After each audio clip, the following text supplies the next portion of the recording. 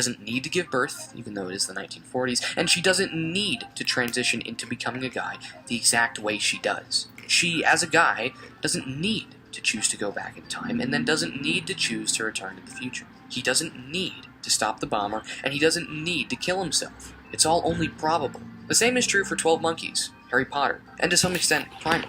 Many of us want to think that time is set in stone, and that fate determines our future, while many others of us just want to think that anything can happen at any time. But when it comes to time travel, there's generally two types of people. The dreamers that want to argue that there's many multiple timelines and universes and dimensions, and that going back in time and changing something changes the timeline and skew.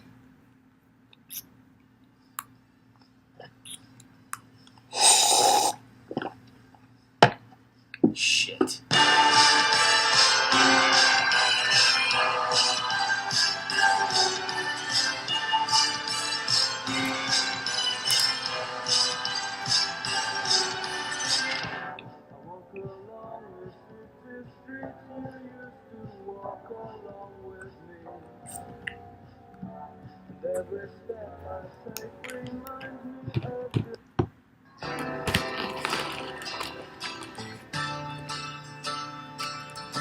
So picture this, it's about 5 months ago when the school year is ending. I was sitting at my lunch table with some friends and we're talking about some music we're listening to. Now I'm over here with some Tame Impala, a little bit of Grateful Dead, touch of Calm Trues in there. And of course there's a bit of a motley group at the table. There's a few black people, a few white people, Filipino.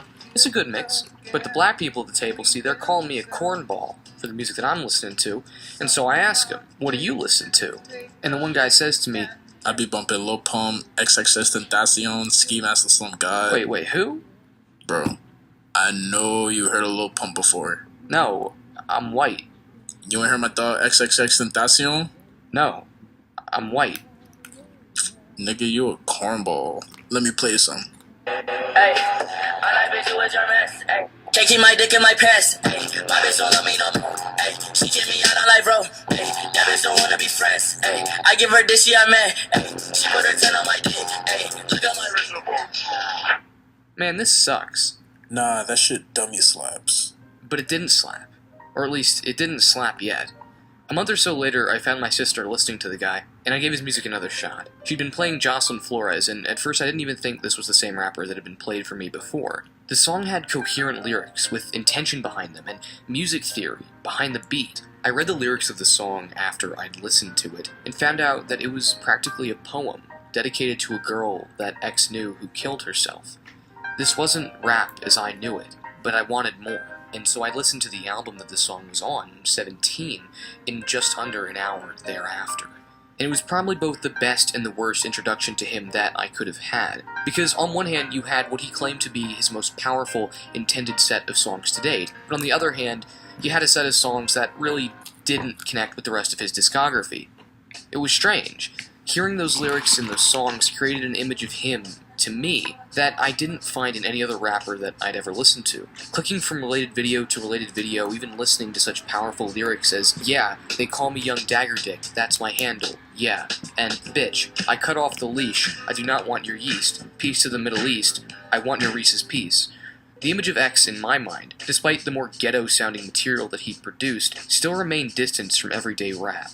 To me, he wasn't identical to the contemporary rappers of the Miami music scene from which he gained his following, like Lil Pump and Smokepurpp. All three of them do share stylistic tendencies unique to the Miami rap subculture, a lot of which come from the earlier Raider Clan and their founder Space Ghost Purpp, one of the pioneers of distorted sound effects in rap. You hear these most notably in his song The Black God, where a distorted bass underscores his lyrics about coming to prominence in the rap game. Be the god of black, that's me, SGP, mystical, magic colors, my brothers on MTV. The black be the power of the soul, protected by the code, X times X the G code, and God mode, as I try to expose the robotic hype beast up in the same clothes. You hear the same in Lil Pump's Gucci Gang and Smokepurpp's Audi, and of course in XXXTentacion's Look at Me. Hey, I like bitch who is your mess. Hey, can't keep my dick in my pants. Hey, my bitch don't love me no more. Hey, she kick me out on life, bro. Hey, that bitch don't wanna be friends. Hey, I give her this, yeah, man. But then, when you listen to something like Young Brats, the similarities really begin to fade away, and X as an individual artist comes forward. The first thing that really got to me was his anger. Lyrics like, I like to rock out like I'm misfit, my emo bitch like her wrist slit, and King of the Dead, I sever your head, when shit touch the river, my rain will be fed. Don't speak to a simplistic man content with his life. In the same way, Gucci gang, Gucci gang, Gucci gang, Gucci gang, Gucci gang, Gucci gang, Gucci gang, Gucci gang, Gucci gang, Gucci gang, spend 3 racks on a new chain, yeah, do. And the thing is, there's a really good reason for that. X has lived an extremely difficult life. Murders and rapes and suicides have plagued him since he was a child. It's no mistake that when he was younger, he broke a kid's mouth for making fun of his mom, and nearly strangled a homosexual to death for looking at him the wrong way when he was in prison. Yeah. So I go in the corner and I start beating his face, and I grabbed his face and I put it on the corner type shit, and I threw his head on the corner and I just started stomping his jaw in type shit. And then as soon as I did that, I remember I just put his head on the corner and I started stomping on him. So I start I'm strangling him, and he's leaking type shit. I'm strangling him so he doesn't scream. So I'm strangling him.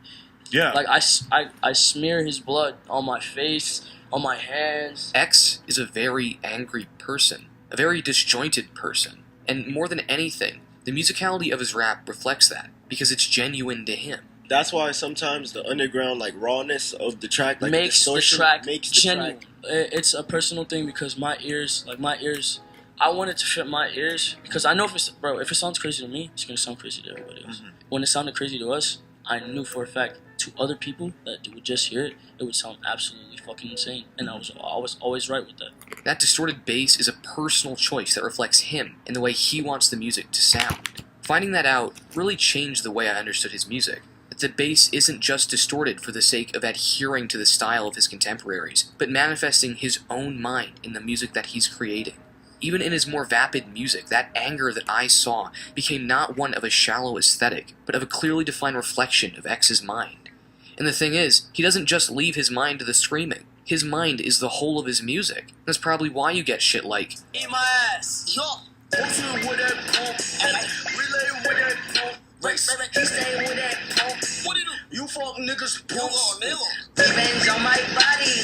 He want me my shotty. Not talking about my bitch, I'm talking because there's my body. My dick not on push. My dick and my push. My gun got this mix dagger. That mean I shoot backwards. Because his mind isn't always the most put together. But at the same time, you see currents of his life running throughout every song he's ever made. In his harder music, whether the lyrics are meaningful or not, it is in the screaming, but not entirely. Anyone can clearly tell that screaming of the lyrics draws some inspiration from heavy metal, or at least pop metal music, which X actually mentioned as stylistically formative in the creation of his own genre. But there's more metal to his music than many would think. He's actually no stranger to sampling from bands like Slipknot or excerpts from the works of Marilyn Manson, but the actual music, not the rap over top, that X has originally produced, also draws so much from metal that it's actually kind of surprising.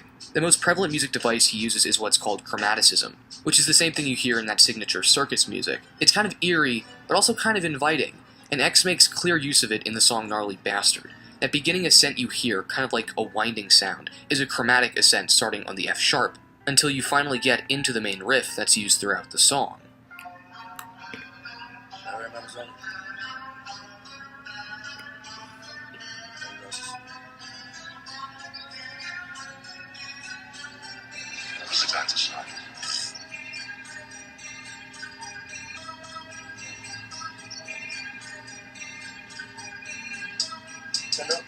A lot of his basses also make use of this chromaticism as well, the beat not staying on one particular note, but rising and falling by one chromatic interval each time it's hit. For reference, Metallica is just one of many metal bands that makes use of the chromatic scale, especially in their songs Master of Puppets and For Whom the Bell Tolls.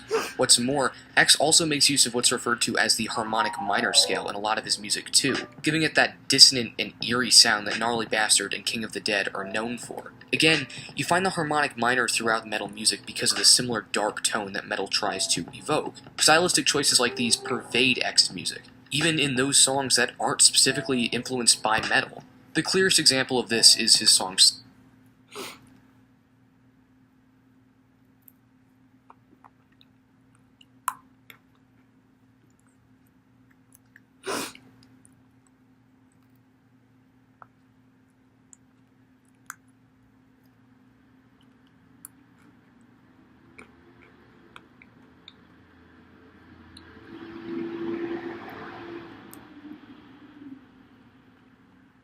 So, I gotta be honest here. I'm actually not that big of a superhero comic book fan. Like, I mean, I watch the movies and I enjoy them for what they are, but, I've actually never really gotten into a comic book or anything. But don't get me wrong, okay? It's not like, I don't read comic books. I'm not a nerd. Look at this loser over here reading a comic book. I just never really got into them for whatever reason. Now, up to now, I've covered Arrow, Flash, Supergirl, which are all kind of self-contained in the ever so cleverly named Arrowverse. But now, staying with DC, but otherwise not really all that related, is Gotham. So, let's check it out. Gotham starts out with Bruce Wayne's parents being killed by the Black Hood from Riverdale? Why didn't anybody tell me this?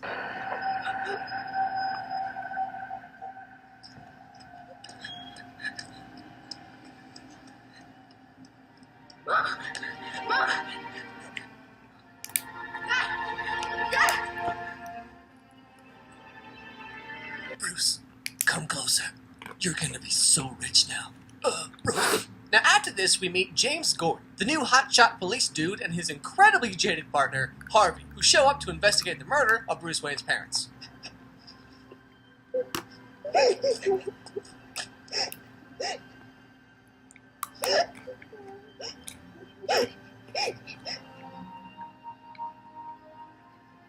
know how you feel right now. And I promise you, however dark and scary the world might be right now, It's about to get a whole lot worse after they invent social media, so just suck it up, alright? Now, Harvey here is an old seasoned investigator guy who, for whatever reason, doesn't really like James all that much, and he's not too shy about sharing his feelings.